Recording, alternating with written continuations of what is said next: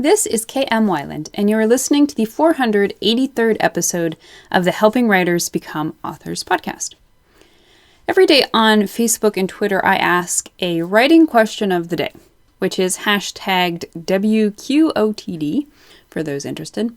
A few weeks ago, I asked you all to name one thing that helped you feel creative. In answering the question for myself, I realized that something I consistently find helpful in getting me into the writing zone is low lighting. Bright enough to see by, of course, but I like it when I can write in a space where I'm sort of in a little nest of light, cocooned by the darkness. These days I write in the evenings, so that's pretty easy to achieve, especially in the winter months. But thinking about this made me realize that I can pursue this element even more consciously to help myself get and keep myself in a creative space. Whether or not low lighting or bright lighting is a creative key for you, thinking about this element might help prompt some helpful ideas of your own. And now I hope you enjoyed this week's podcast, How to Know Which Parts of Your Story Readers Will Like Best. It isn't always what you think. You want readers to like your story. You want to give them something to love on every single page. But it's so much easier said than done. How can you really know, which parts of your story readers will like and which will have them yawning and skipping ahead? So many stories in all mediums hit the market with blazing optimism from their creators. Audiences are going to love this. We've checked all the boxes. We are so excited to share something we're so sure is going to make you happy. The optimism, however, isn't always well-founded. Just watch the behind-the-scenes interviews on would-be blockbusters, which were intended as the first in a series, only to fall flat at the box office and never be heard from again. Beforehand, directors, producers, and actors might have gushed about how certain they were audiences would geek out over their choices for the film, only to have their enthusiasm met with a big green splat on Rotten Tomatoes. Clearly, they misjudged those parts of the story they thought audiences would particularly like. Novels don't usually dive bomb so obviously or spectacularly, but I can certainly think of a few sequels that failed to live up to their glorious predecessors. Mostly this is because the authors made clunker decisions that pretty obviously were intended to be just the opposite. So, what are you to do? Maybe throw a bunch of stuff at the wall and hope enough sticks to keep readers happy? Or maybe just write the blithering book to the best of your ability and hope it all works out for the best. Naturally, the latter option is the way to go, but it doesn't have to be a blind path into the unknown. There are ways to figure out which parts of a story are most likely to entertain readers and which are not. And the key words here are most likely, because if there's one thing you can be sure of in this business, it's that art is subjective. Now, subconsciously, readers are going to judge every single one of your scenes and file each in one of three categories: entertaining, tolerable, or boring. Very few stories manage the brilliance necessary to land every single scene in the entertaining category. The good news is that you can still create a story readers like, even with a handful of tolerable scenes and maybe even a very small percentage of boring scenes. The bad news is that the higher your tolerable count rises, the more the book as a whole will lean toward boring. Even if readers finish it, they're not likely to remember it. And, of course, if the count on the boring scenes crosses a certain invisible threshold, which is a little different for every reader or viewer, the story is bye-bye.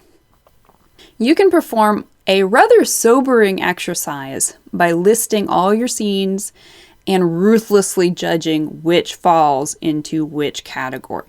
Every scene that ends up in the tolerable or boring categories needs some help. And how do you help them? Here are 6 ways to judge whether a scene contains the stuff readers love or the stuff they actually don't. Number 1, the best part of your story is your characters. So, I admit this post is kind of inspired by Maleficent, Mistress of Evil, which left me pretty meh. It's not exactly a fair example since the film is exactly what it's intended to be, but for my money, it could have been a lot better. It just needed more of its characters, especially its most interesting characters. Elle was fine. Pfeiffer showed admirable dental work in chewing through the scenery, but is this Maleficent's show or not? Like so many stories these days, the protagonist appeared in a scant percentage of the actual running time. I find it a little ironic that in a film supposed to be about the original villain of the Sleeping Beauty story, most of the story and screen time went to the new villain. The only scenes in the movie I would chuck squarely into the entertaining bucket were the very few moments early on when Maleficent's sidekick coached her in smiling, and later when Maleficent grudgingly tried to charm the future in-laws. After that, not too much interesting character work going on. The movie falls into one of the most common pitfalls I see in stories that try really hard to be entertaining without quite making it. And that is, it splits up its most interesting characters. For roughly 60% of the story, Maleficent doesn't interact with any characters except the Dark Fae, who she mostly just observes. Now I'm going to talk about a spoiler for a minute. The guy she did talk to when he dies, however crucially, the relationship feels barely developed, almost meaningless, especially in comparison to the pre-existing characters back home with whom she could have interacted with so much more entertainment value. So this is the single most important trick for genuinely entertaining readers. Number one, you have to write great characters, people with whom the audience will emotionally invest and who will then act with genuine spontaneity and organic energy. Second, you've got to put all your best characters in the same room. One awesome character monologuing to a bunch of red shirts, or worse, musing in solitude, is never going to deliver the same amount of goods as two or more awesome characters impacting each other's plot progressions. And three, don't skimp on the character interaction just to squeeze in other stuff. Other stuff is important, but it is never as important as character development. Number two, the best part of your story isn't necessarily genre beats. Usually, the stories that try really hard to please readers only to fail are those that place too much faith in the importance of genre beats. Now, don't get me wrong, genre beats are important and can be wildly entertaining. Romance readers want the kiss. Superhero fans want the big boss battle in the end. Paying nothing but lip service to important genre tropes can make it seem as if you're phoning in the entire story. But overdoing them, especially at the expense of other aspects of the story, characters, can create an ironically flat experience even for die-hard fans of the genre. To my eye, there seems to be a lot of confusion about exactly what to do with genre beats these days. Writers know readers have seen certain beats so often they've become cliched. So they go meta on the cliches by pointing them out. But don't miss still including them. A super obvious example is calling out the villain monologue. The subversion of the trope felt fresh and funny when Syndrome did it back in 2004, but not so much anymore. Truly, the only way to hit genre beats in a deeply satisfying and entertaining way is to go old-fashioned.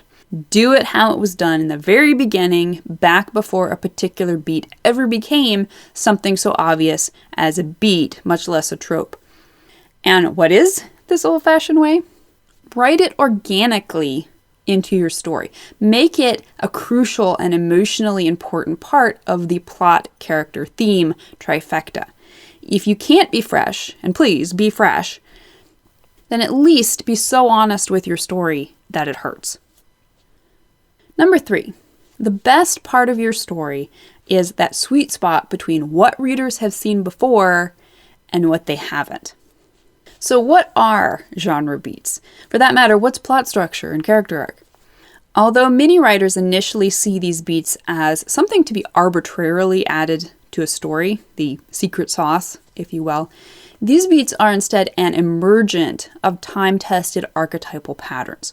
Genre beats are a thing, not because readers like them, but because readers resonate with them.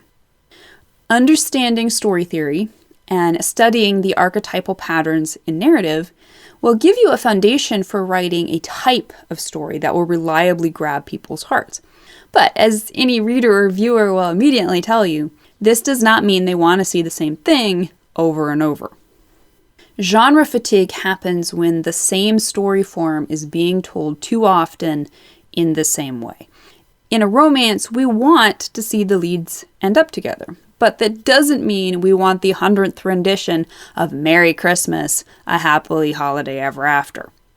People fall in love every day. It's the same archetypal story, but to those involved in it, each story is brand new and deeply important and deserves to be told with honesty and freshness. Hit your genre beats, but do it in a way that is integral to the story you're trying to tell. A story no one's ever told before, right?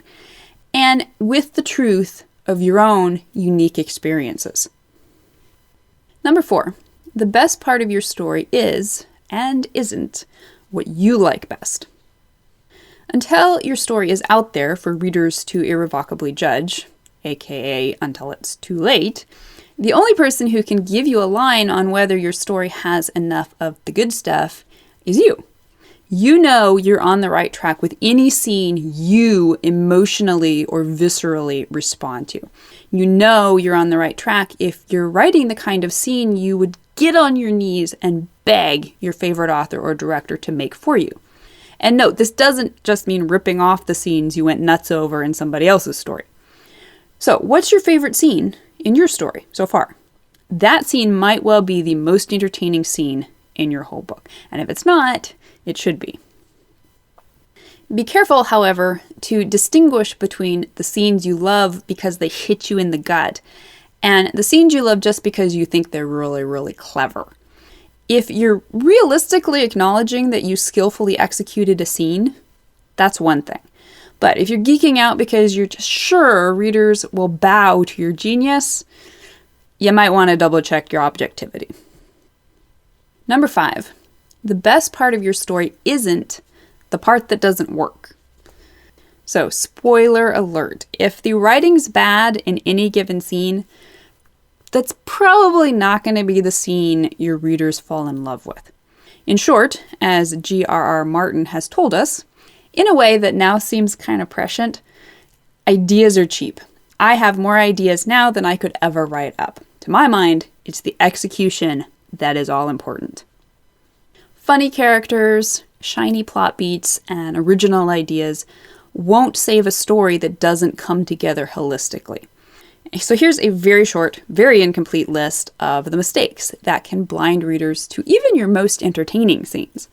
Plot holes, where readers say, it was fun, but it made no sense. Authorial condescension, where the reader says, yes, the overdone symbolism and the on-the-nose dialogue made the thematic message so much more powerful. Authorial self-indulgence, where the reader says, 10 chapters of world building. There must be a test at the end of the book. There's a test, isn't there? Wasted time, where the reader says, we get it, she's training, again. And boring info, where the reader says, oh, my old friend, backstory info dump. What would we ever do without you? And number 6, the best part of your story is the foreshadowing. This one almost is a secret sauce. This is because foreshadowing is one of the most powerful tools in a writer's bag for evoking emotion. Yep, you heard right. Foreshadowing, done right, can knock your book out of the park.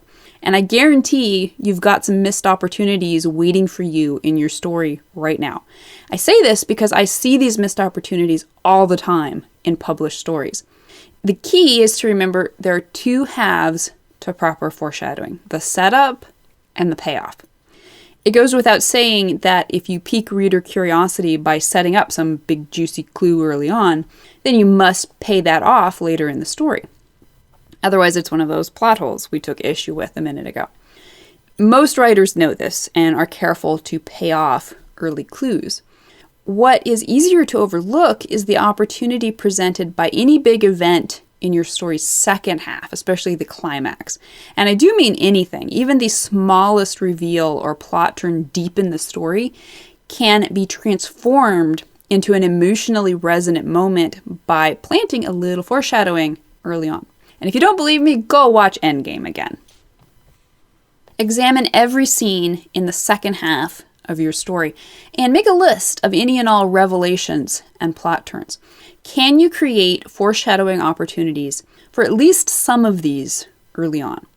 Callbacks such as these create the effect of depth, meaning, and thematic resonance. And plus, it really makes it look like you know what you're doing.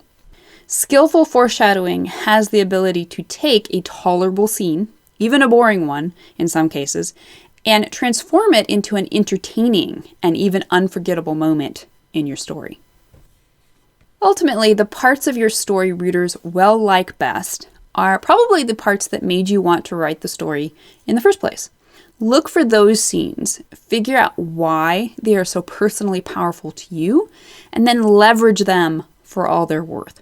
Readers won't be able to look away, and they'll close your book happily wishing you'd given them more of everything, rather than grumpily wishing you'd just given them more of the good stuff. So, tell me your opinion. What do you think are the parts of your story readers will like best? If you'd like to be part of the Word Player community over on my site and join in the conversation on this subject, be sure to stop by the website at helpingwritersbecomeauthors.com. You can always find a transcript of the most recent podcast and add your voice to the discussion by visiting the first post on the site's homepage. And don't forget that if you are looking for an older post, you can always find those by putting the podcast title in the search field at the top of the right-hand column.